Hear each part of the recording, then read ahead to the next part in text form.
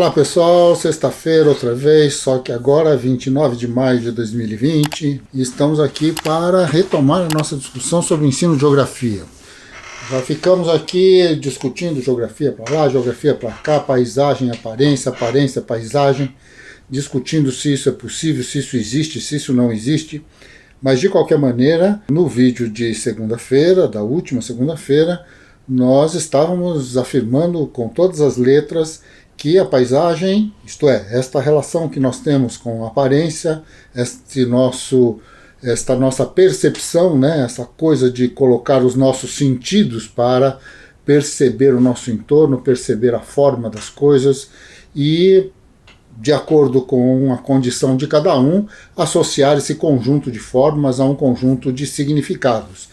Este é o ponto de partida e é isso que nós estávamos colocando tanto na segunda-feira, quando discutíamos ainda o uso da ideia de paisagem para o ensino, quanto na quarta-feira, quando discutimos se realmente, se paisagem existe e se é possível estudá-la, não é? Nessas condições, vamos seguir em frente e estávamos então levantando a seguinte questão. Se quando percebemos a paisagem, nós percebemos um conjunto de elementos, alguns nos passa completamente desapercebido, um conjunto de outros, dependendo da nossa familiaridade, dependendo da nossa condição cultural, do que acreditamos, do que sabemos, do que não sabemos, nós vamos observar mais algumas coisas do que outras. Se estamos andando por uma rua e somos um arquiteto, há uma certa tendência a observarmos as construções, a sua forma, o que elas podem querer dizer ou não. Se somos simplesmente um médico, por exemplo, a nossa tendência talvez seja olhar para o rosto das pessoas e ver como elas andam, ver como elas gesticulam, ver se estão bem de saúde ou não.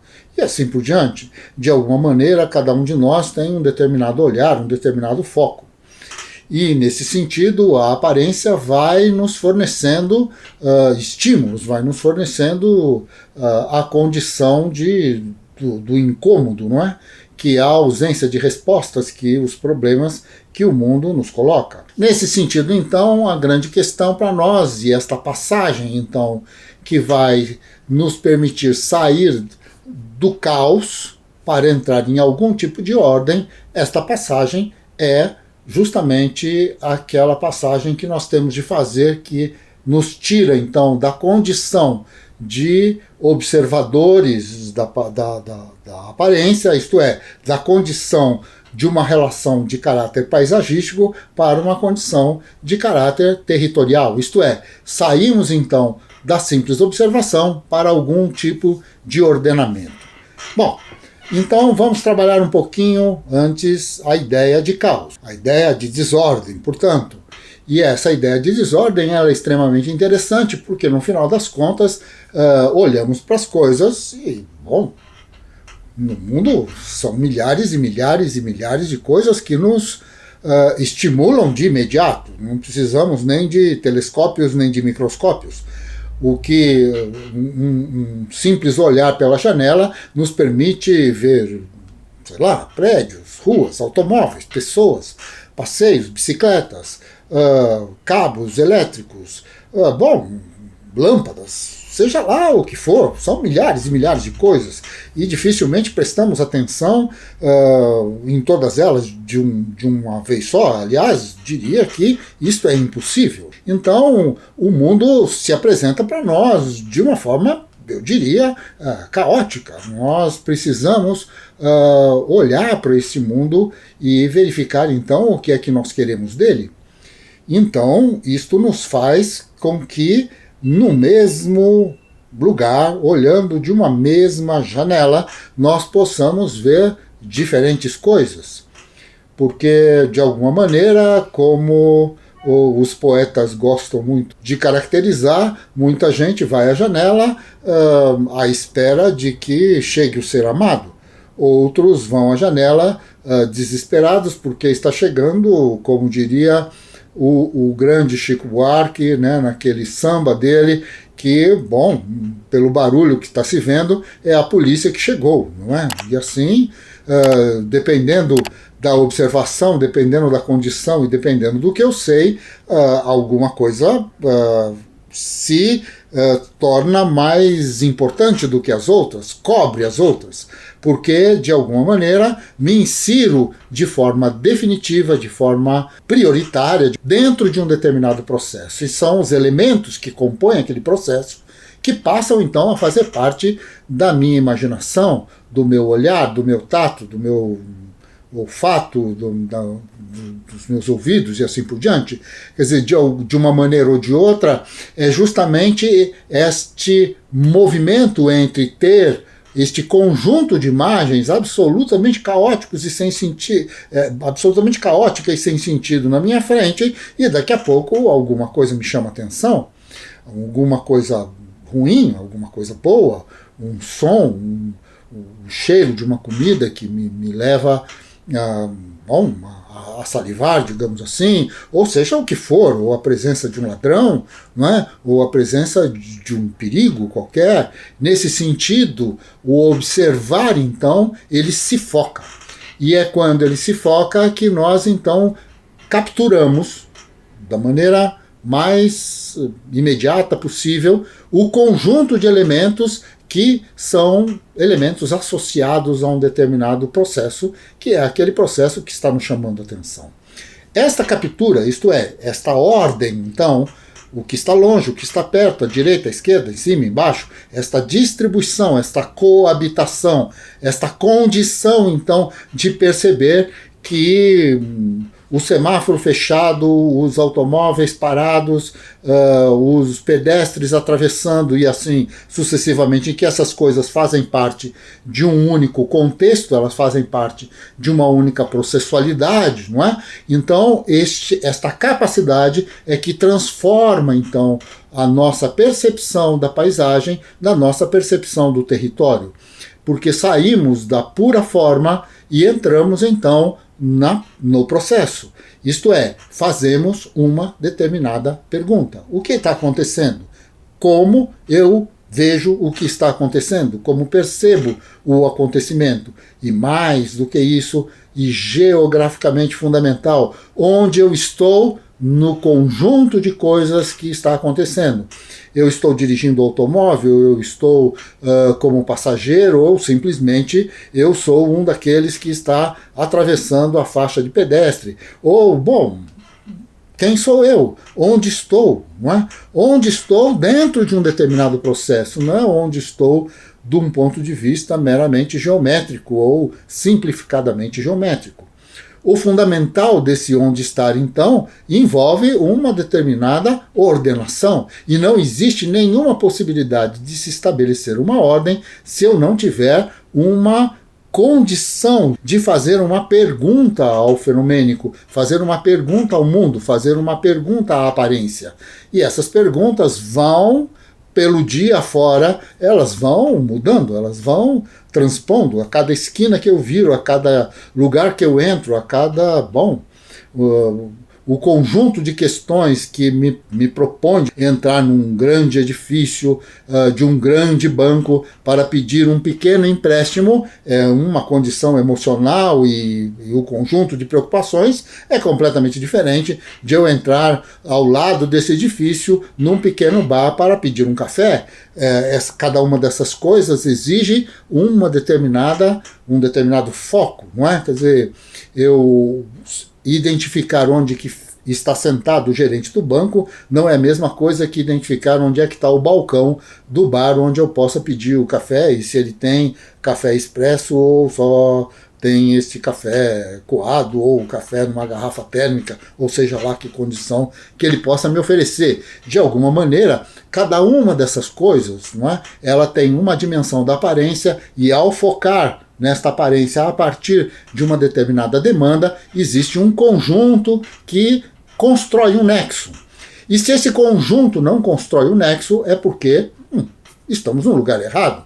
Nós fomos pedir café numa agência de automóveis, e não necessariamente a agência de automóveis vende café. não é? E assim sucessivamente. Fomos, imaginar que acharíamos um médico para uma determinada emergência numa oficina de automóveis. Na verdade, esse conjunto de formas, esse conjunto de questões nos permite identificar, então, que a pergunta que nós temos em relação àquele conjunto de elementos que percebemos, elas não se encaixam e, portanto, não resolve pedir uma consulta para o homem que conserta automóveis.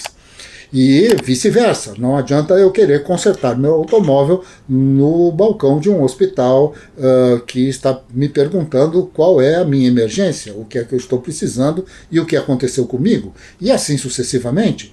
De fato, cada uma das paisagens, cada uma das aparências, ela estabelece para mim uma relação. E esta relação é muito diferente, digamos, no caso do hospital, de alguém que entra no hospital para ser internado, de uma pessoa que é o acompanhante, de outro que veio visitar depois, e cada um deles entra no mesmo hospital, tem um interesse diferente, perguntará coisas diferentes e vai levar em consideração coisas muito diferentes. Essas geografias não são as mesmas. Essas coisas, essas pessoas vivem situações que não são as mesmas. E é nesse sentido, então, que a paisagem vira território. Não porque o território seja uma coisa. Não. O território é esta ordem.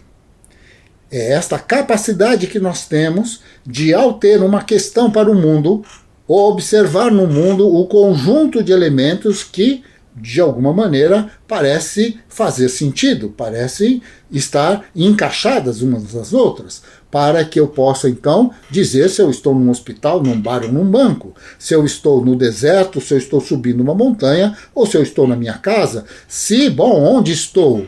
E onde estou fazendo o quê? Eu estou num banco como dono do banco, estou num banco para pedir um empréstimo, estou num banco porque na minha conta já não tem mais fundo e os cheques que eu emiti já não estão mais sendo pagos. Cada uma dessas coisas envolve um conjunto de relações e de questionamentos que envolve, portanto, uma ordem diferenciada de lugares que geometricamente são os mesmos, mas geograficamente não são. E é isto que organiza, então, o nosso saber. E é justamente neste processo que se entende o ensino da geografia, que é quando eu vou colocar, então, numa sala de aula, vou projetar um filme, vou colocar uma fotografia colada no quadro de giz, eu vou fazer alguma coisa desse tipo e vou dizer, então, para uma criança de 8, 9 anos, 10 anos, olhe para essa imagem e faça uma composição. Escreva uma crônica, diga o que você vê, descreva, faça uma descrição e assim por diante.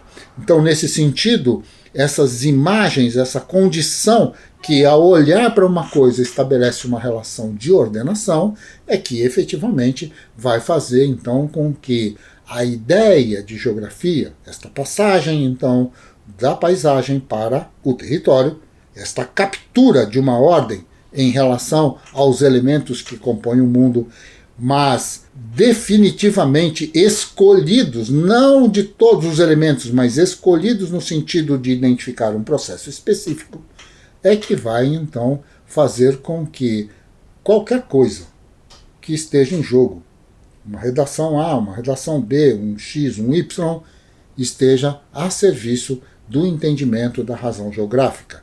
Isto é, de responder à pergunta, afinal, minha gente, onde estamos? Onde estou? Que sentido tem isso? Na segunda-feira voltamos para mostrar algumas imagens e ver como é que isso aí funciona, ok?